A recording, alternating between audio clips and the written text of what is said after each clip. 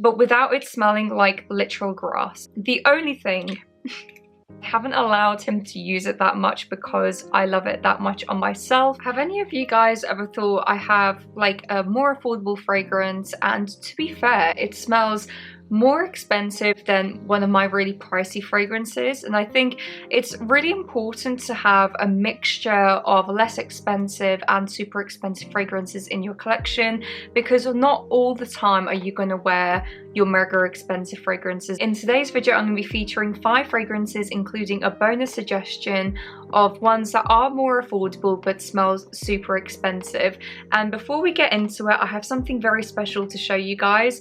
If you guys remember, I've done videos in the past featuring this brand, and a lot of you guys sometimes ask me as well what kind of jewellery I wear. Typically, I always like to stick with more vintage style pieces, so whether they are truly vintage or more vintage leanings. I'm featuring Italo Jewellery. Kindly sent me this, which is 2 different pieces out of their collection. With every single order, you always get these like nice little bits in it. So you have like a polishing kit, you have a really cute bag where you can put, you know, your different pieces if you're traveling, even like a membership program, and like different quoting bits about the jewellery pieces. So most of them are silver, and some of them are, you know, gold plated, and a lot of the times they have some really beautiful stones included. So I'm actually wearing 2 pieces today. This really gorgeous vintage style ring, which I'll show a little bit closer up, and this lovely bracelet. So the first piece, as you can probably see, is a really beautiful Art Deco style, almost white gold type of ring. It's honestly stunning, and I don't think it will like catch it on camera, but it really sparkles a lot under the light. It's almost like they've had like sapphire style stones in the middle, and then the second piece is just this really simple gold bangle with this beautiful diamond style centerpiece, and it's just really plain and simple. So thank you again, Italo Jewellery, for sending this across to me. They are beautiful pieces, and I know for certain I'm gonna be wearing them a lot. So if you guys are interested, they normally give me like a discount code or a link to their website, so I will link it in my description down below, and we'll just jump straight into the video. So now moving on to more affordable, inexpensive fragrances that smell super expensive. I have one which I don't know if I've ever spoken about on this channel. Unfortunately, I've gone through my sample and I will be buying myself a full bottle very soon. It is from the brand Fragonard, and it's called Beau de Provence. And I know a few of you have actually mentioned to me about Fragonard, and I have smelt quite a few of their fragrances. Typically they are like eau de toilettes as opposed to eau de parfums, but most of them smell just really classy, very beautiful. And Beau de Provence for me is one of the best fig sandalwood kind of combinations out there. It's super classy. It has like this aromaticness from the other green notes, but to me it just smells like fig with pencil shavings. It's really gorgeous. It has very this dusty but woody kind of essence to it, and what I love about this fragrance, with it smelling so classy, both men and women can definitely pull this off. Now the only downside to this fragrance, with it being an eau de toilette, it doesn't last a long time on your skin. However, if you think about like just as an everyday daily fragrance, you will be recognized by this. This can even become somebody's signature scent, just because it lingers really well on, you know, people's clothes. It smells very classy. As I said, that woody, warm pencil shavings with this almost like nutty, fruity fig note in the background. It's also mega affordable. I think for the 100 ml eau de toilette, you're paying £40, which in the grand scheme of things is super great. And the thing that it kind of gives you that elevated, expensive feeling, despite it being really inexpensive, makes a massive difference for me. So I'm definitely going to be purchasing that fragrance. And let's just have a look at the notes again, because I'm pretty sure it has fig in the top, which kind of actually translates to even like towards the base, it still lingers. So in the top notes you have fig, bergamot, grapefruit, which is that brighter kind of beginning. The mid is ylang ylang, interesting, mint and basil, which is definitely that green aromatic vibe that you're getting. And in the very base you have patchouli, sandalwood, cedar and vetiver. So as you guys can probably tell, super normal olfactive group, quite basic, but I think what makes it smell that level of classiness is the fig and the sandalwood. Sandalwood for me makes literally any fragrance smell ultra smooth, quite sexy, smoky, woody. So overall, if any guys are watching this, I think it almost suits maybe men a bit more than women, but I will buy it for myself anyway, and obviously if my partner really enjoys it then he can wear it, but nonetheless, if you are into your woody, slightly aromatic fragrances, then definitely give Beau de Provence from Fragonard a go. Moving into that chypre aromatic type of vibe, you guys already know what fragrance I'm going to include in here, and I know it's so boring for some of you and you're like, Pika, I've literally heard you talk about this fragrance non-stop for however many years, but you know, I'd be lying to you guys and I'd be lying to myself if I didn't include it. So we have Eau Du Soir from Sisley. Now, I very much could have included Soir d'Orient, which I'll put a picture up here, and that one also smells mega expensive for how much it is. It's a very rich, alluring, sexy scent. This, on the other hand, is its woody, aromatic chypre counterpart, so it's quite heavy on this beautiful, like, patchouli, rosy, slightly peppery kind of mid, but what's really lovely about this is ultimately you have a bit of greenness in here, like this foresty vibe, but without it smelling like literal grass, if you know what I mean. I think sometimes whenever you do have green fragrances out there, they can almost smell a bit too mossy and a bit too green. And I can tell you have patchouli, some oak moss in here, and typically chypre fragrances can be very hard to wear because of that, but they've definitely made it a little bit more modern with including the rose, the other floral notes in here, the beautiful citruses in the top, and it's kind of like candied citruses as well. It's a very gorgeous fragrance, and the amount of times I've been complimented off of this has just been amazing. And usually I always layer this with spa-like body lotions and things, and I always tend to find it lasts even longer with that, and it kind of has a bit of a spa feeling to it. It's very calming. It's perfect for either the spring or the autumn because it does have that slight warmth from the mossiness in the base. So if you guys are into chypre fragrances, you can definitely get this for a very good discount, and with it being on discount, it is great value for money. So if you do want to smell very high class but on a budget, try Eau Du Soir from Sisley. The next fragrance that I have here was actually sent to me in PR, and honestly guys, I had no expectations. I did see the note profile and I thought, I might enjoy that, but I didn't realize how much I would truly love this. And oh my god, I really wish that we were in the summer right now, because if we were, I would be wearing this fragrance non-stop. It's, my partner has fallen in love with it. I haven't, guys, this is so bad. I haven't allowed him to use it that much because I love it that much on myself, although it really suits him obviously, and it's definitely up his like olfactive profile kind of scent. So this is Citrus Brasilis from Granado. I'm just going to show you guys a close-up. Now I have tried a few of the Granado fragrances in the past, but honestly it's one of those brands that you kind of overlook, and I guess it's kind of that middle ground of not super affordable but not super expensive. Like, it's not designer, but it's kind of like the middle between type of brand. It almost reminds me of like a Jo Malone, right? And Granado is a Brazilian brand, and this is, wow, this is one of the best citrus fragrances out there. It has quince in it.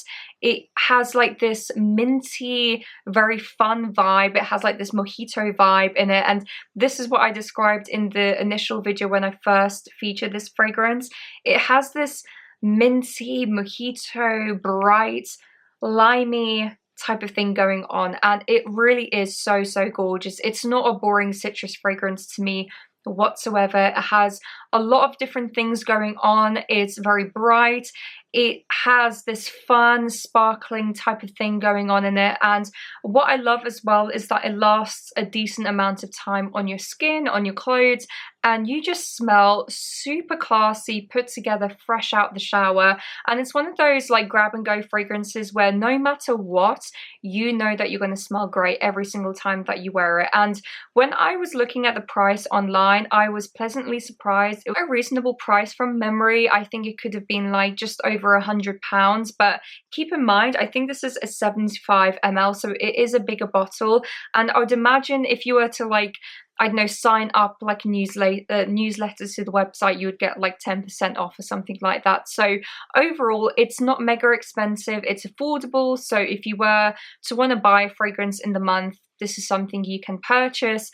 And for the level of quality, craftsmanship, I think it was actually created by Quentin Biche. I will just double check that actually, because I don't want to quote something that's wrong. Yeah, so the perfumer behind this is Quentin Biche. Amazing perfumer. He's just incredible, and it doesn't surprise me. The layers, just everything about this is beautiful. So anyway, this is Citrus Brasilis from Granado. Now, the next fragrance that I have here, if you guys know, you know, I love a lot of the Boucheron fragrances. In fact, what initially brought me into Boucheron is, I think it was Ambre de Alexander, if I remember that correctly. I tried their like sandalwood one, I've tried their oud one, oud cartage. There's so many beautiful fragrances within the Boucheron line, but the one that I enjoyed the most is Iris de Syracuse, which is this bottle here. I was able to get this for a crazy discount. It's very heavily discounted nowadays, and you can definitely buy it for like £80 for 100, I think this is 125 ml. Let me just check. 125 ml for £80, which honestly is a steal. And the fact that you can get this level of quality for that much is incredible to me. This is ultimately a very heavy iris fragrance, like what it suggests in the name. But what I love about this is it has like every style of iris, right? It has this lipsticky iris, almost this powdery vintage style of iris, but ultimately you also have this buttery feeling from it. And iris or orris, whenever it's used in different fragrances, you get all different styles of it, right? And then on top of that, you have this gorgeous sandalwood woody base. You have pear in the top, which honestly makes it slightly more modern smelling. I think if it was just like the iris with the sandalwood and the other notes, I think it'd be a bit more disappointing. Whereas because it has that pear sweeter, kind of like, I don't know, mulled pear type of note in the beginning, it adds this level of sweetness, this fun vibe in the very top of this fragrance. And this is just like an office everyday wear, is amazing. As you guys can probably tell, I've actually already worn quite a lot of this, and it's been on my wish list for literally years. I can't even tell you guys how long I've wanted to buy this bottle, and when I did, I was so happy with myself. The only thing I don't know if you can see that. Isn't that just so ridiculous? The packaging is obviously not great.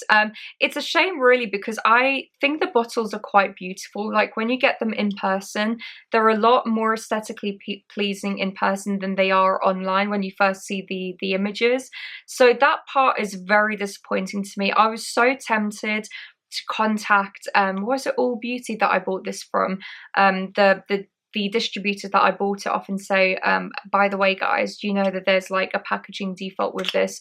But I did think to myself, look, it's not that big of a deal. I did get it for a very good discount, so I'm just gonna bear with it. I'm just gonna let it do its thing, and I'm gonna still keep wearing it. So anyway, from Boucheron we have Iris de Syracuse. So the next fragrance that we're going to talk about is from Lancome, and it's part of the Nuit Tresor line. It's very funny because it might come across a little bit hypocritical, but I did actually do a video prior to this talking about like flankers in the industry, and I did say that I have a lot of flankers of pre-existing fragrances, so I wasn't lying, guys. You see, I do keep to my word. This is the Le Parfum version, which was very newly released, maybe like a year or so ago, and my god guys, this thing right here is a gem. I mean, I love the original La Nuit Tresor. I feel like it's lost its oomph over the years, probably because it's just been reformulated so many times. This, however, is such a classy older sister version of the La Nuit Tresor, and I'll tell you why. Because it has a sweetness, but it's not an overwhelming sweetness. Like in the original La Nuit Tresor, you have praline in the base, and the praline honestly smells super synthetic and very sweet and a little bit nauseating, where in here you almost have like this toffee caramel thing going on, but with like a dusty cocoa. So it's not like milk chocolate, it's like dark chocolate. This is literally like cocoa dusting on top of a very sweet, delicate rose. It's like a redder, richer rose. It's not like your sweet, girly, pinkish type of rose. And it's all cocooned by this lovely black currant type of accord going on. It's honestly so beautiful, and I think it's definitely been elevated by that Bulgarian style rose. That mixed with the cocoa note with the levels down sweetness just makes for a very classy fragrance. Honestly, if you've not tried it, try it. It's really not that expensive. I think for the 30 ml I paid £40, and because it is a little bit more intense, the intense parfum version, it does last a very long time. It's still sweet, it's still very inviting, so a little goes a long way, and for that exact reason I think it's classy. I think it's a lot more expensive smelling than what it actually is. So from Lancome we have La Nuit Tresor Le Parfum. Just to end off this video, I'm going to include a fragrance that I've spoken about for years, and it's really funny actually because I've given it far more of a go than I ever have, because the season's turned cold now. It's a lot cooler outside, and I've given it more of a try, and I absolutely love it.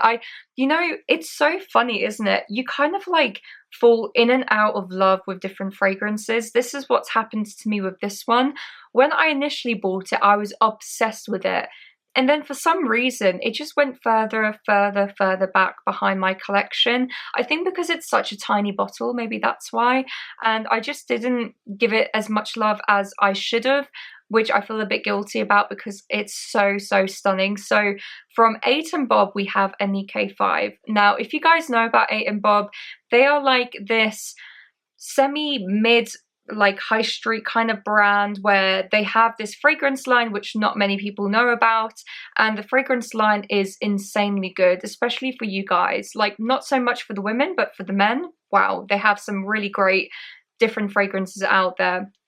And Annicke 5 is my favorite because it's a gourmand, but it's a gourmand in the right way. It's not super, it's sweet, but it's not super sticky sweet, and it has all of these different layers. So as you guys know, I'm a big fan of plum in any fragrances. Give me plum any day and I will buy that fragrance. And this is a heavy plum, honey, rum, caramel fragrance. Wow, this is so damn good. It's boozy, it's fruity, it's caramel-like. It's just everything just made in a bottle. It's so nice. And in fact, one day when I wore it, I brought it to the office with me because I thought, do you know what? I'm going to wear it because I do really love it. Depending on what type of person you are, if you are into your ambery, sweeter fragrances, you will love this. But I know some people are very different. Some people quite like their dry, straight up smoky woody. This is on the complete opposite end. It's rum, it's honey, it's plum. It's just heaven in a bottle, and it's really not that expensive. And because of that, I think because of like the different layers within this fragrance and because of how much it changes on your skin, it smells far more expensive than what it actually is. And if you guys have never given it a go, just buy yourself like a smaller bottle like I have, and a little goes a very long way. So anyway, from 8 and Bob, we have Annicke 5. So guys, that is it for today's video. If you did enjoy it, please like and subscribe, and please check out Italo Jewellery. I have linked them down below. And as always, I hope you guys have a fab weekend, and I will see you soon. Bye.